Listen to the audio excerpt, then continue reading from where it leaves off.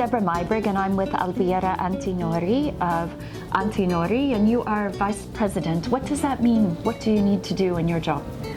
Well, you know, being a family member, everything and nothing, in the sense that we have really full-time supervising ideas, everything from the grape until all the way through Hong Kong in explaining the wines. Explaining the wines to hungry and thirsty consumers. Yeah. Now in Bulgaria, you're playing with Cabernet Franc?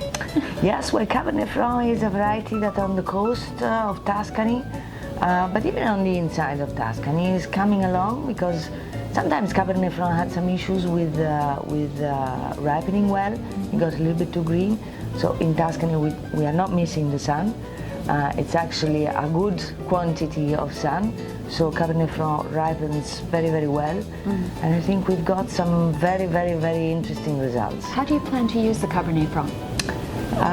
Well, until now it was used as a blend. We see it since ever in Solaia, in Tignanello, in Guadaltasso, but actually we've done a couple of vintages. We kept the Cabernet Franc from the Guadaltasso estate, separated. We do this wine called Matarocchio, very few bottles, but we're really, really pleased with it. And are you experimenting with any autonomous varieties? This is constant going, the Sangiovese. Some favorites? The Canaiola. Canaiola can give some interesting wines, not too complex, but some very pleasant wines. I think Italy is so full of wonderful varieties, even in the south.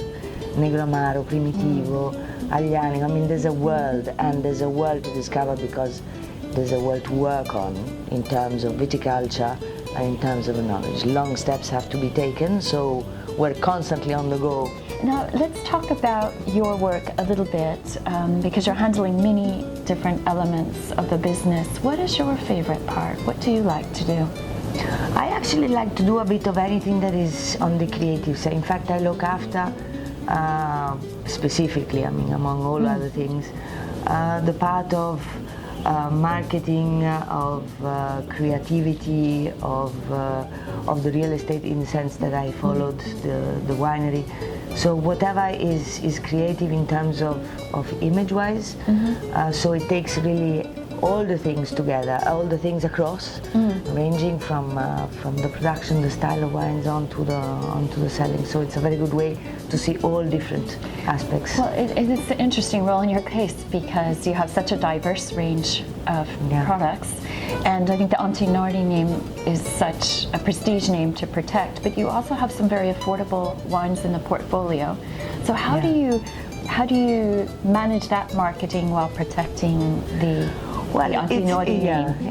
It's not easy, but I think what has worked until now is that even in the lower, in the entry-level wines, we try to make the best quality for that price. It is not said that you always can eat filet every day. Sometimes you need also to have an everyday nice wine that can give you just as much pleasure as the occasional great bottle of wine. So everything has to be managed, and it is hard not to make. To make the simplest wines with identity, with a quality that is recognizable year after year. So it is a hard job also that. Thank you so much. Thank you so much. Good to see you.